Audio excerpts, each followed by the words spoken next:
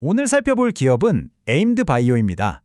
아직 상장 전인데도 바이오 업계에서 이미 엄청난 존재감을 보여주고 있는 곳인데요. 투자자라면 왜 이 회사를 알아야 하는지 그 핵심만 딱 짚어서 설명해 드릴게요. 자, 바로 본론으로 들어가죠. 3조 원. 이 숫자가 대체 뭘까요? 에임드 바이오가 비상장 상태에서, 그러니까 아직 시장에 대비하기도 전에 체결한 기술 이전 계약 규모입니다. 네, 맞아요. 3조 원. 시작부터 스케일이 다르다는 걸 알 수 있죠. 이런 성과는 그냥 나오는 게 아니죠. 외부에서도 이미 다 알아보고 있습니다. 포브스 아시아가 선정한 100대 유망 기업의 이름을 올렸고요. 삼성이 만든 라이프 사이언스 펀드가 국내 ADC 기업 중 유일하게 콕 집어 투자한 곳이기도 합니다. 이 정도면 신뢰도는 확실하다고 봐야겠죠. 이렇게 유력 기관들이 먼저 알아보고 투자하는 에임드 바이오. 도대체 어떤 매력이 있길래 이렇게까지 주목을 받는 걸까요? 이 회사의 핵심 기술부터 한번 자세히 들여다보겠습니다. 에임드 바이오의 모든 것을 관통하는 핵심 키워드는 바로 ADC, 항체 약물 접합체입니다. 말이 좀 어렵죠? 아주 쉽게 말해서 암세포만 골라 공격하는 유도 미사일이라고 생각하시면 돼요.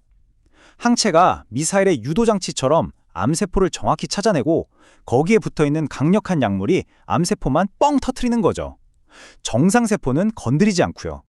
그런데 왜 하필 ADC일까요? 지금 전 세계 제약바이오 시장이 왜 이렇게 ADC에 열광하는 걸까요? 에임드 바이오가 뛰어든 이 시장의 배경을 좀 알아볼 필요가 있습니다. 시장 성장세를 보세요. 이건 그냥 성장하는 수준이 아니라 폭발하고 있습니다. 2028년이면 시장 규모가 42조 원까지 커질 걸로 예상되는데 연평균 성장률이 무려 29%에 달합니다. 지금 가장 뜨거운 시장 중 하나라고 보시면 됩니다. 이게 그냥 미래에 대한 장밋빛 전망이 아니에요. 이미 현실입니다. 작년 한 해에만 글로벌 빅파마들이 ADC 기술 하나 사오려고 쓴 돈이 1,650억 달러, 우리 돈으로 200조 원이 넘습니다. 시장의 잠재력을 돈으로 증명하고 있는 거죠. 자, 이렇게 치열하고 뜨거운 시장에서 에임드 바이오는 뭘로 경쟁할까요? 이들만의 비장의 무기가 있습니다. 바로 PADC 플랫폼 기술입니다.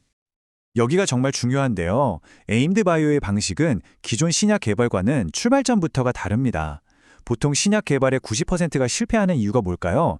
실험실 환경이랑 실제 사람 몸이 너무 달라서 그렇거든요. 대부분은 실험실에서 키운 암세포로 연구를 시작하는데 에임드 바이오는 처음부터 실제 암 환자의 조직을 가지고 신약을 만듭니다. 성공 확률이 높을 수밖에 없겠죠. 이 플랫폼은 보시는 것처럼 총 4단계로 움직이는데요. 모든 과정의 중심에 실제 환자의 데이터가 있다는 게 핵심입니다.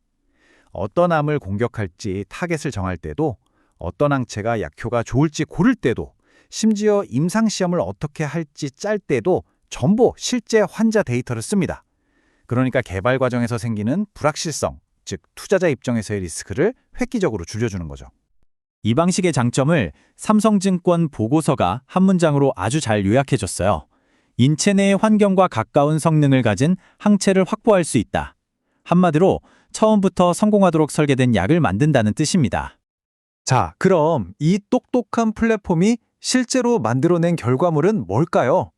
투자자에게는 이게 가장 중요하죠. 이 기술이 어떤 가치를 만들어냈는지 핵심 파이프라인을 한번 살펴보겠습니다. 이 플랫폼이 낳은 첫 번째 스타가 바로 AMB302입니다. 에임드 바이오의 잠재력을 제대로 보여주는 대표 파이프라인이죠. 특히 방광암 같은 고형암을 타겟으로 하는데요. 중요한 건 이게 계열 내 최초, 즉 first in class 신약 후보 물질이라는 겁니다. 기존에 없던 완전히 새로운 방식으로 암을 공격하기 때문에 시장을 선점할 가능성이 아주 높다는 뜻이죠. AMB302가 얼마나 대단한지는 경쟁 약물과 비교해보면 바로 답이 나옵니다.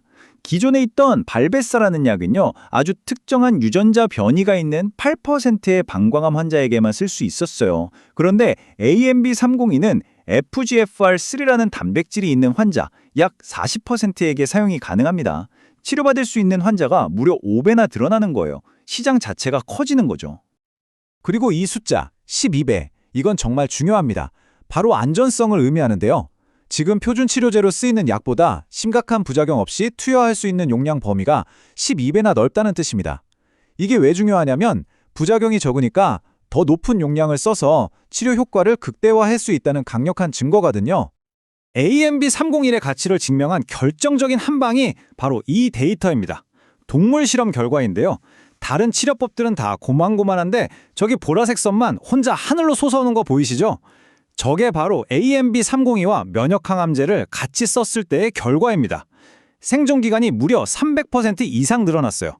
미국의 바이오헤이븐이라는 큰 회사가 거액을 베팅하게 만든 게 바로 이 압도적인 데이터였습니다. 자, 그럼 지금까지 나온 이야기들을 투자자의 관점에서 다시 한번 정리해 보겠습니다. 우리가 에임드바이오에 주목해야 할 핵심적인 이유 딱 정리해 드릴게요. 첫째, PADC 테미아는 독보적인 플랫폼으로 신약 개발의 성공 확률 자체를 끌어올렸다는 점. 둘째, 말로만 한 게 아니라 이미 3조 원짜리 계약으로 그 가치를 시장에서 증명했다는 점. 셋째, 재무적으로도 아주 탄탄합니다. 현금도 많고 빚도 없어요.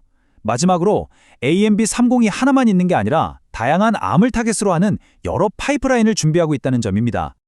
정리해보면 에임드바이오는 ADC라는 거대한 시장을 실제 환자 데이터라는 가장 정확한 나침반을 들고 항해하고 있습니다. 과연 이들의 환자 중심 전략이 항암 치료 시장의 판도를 완전히 뒤바꾸는 게임 체인저가 될 수 있을까요? 앞으로의 행보를 계속해서 지켜볼 이유가 충분해 보입니다.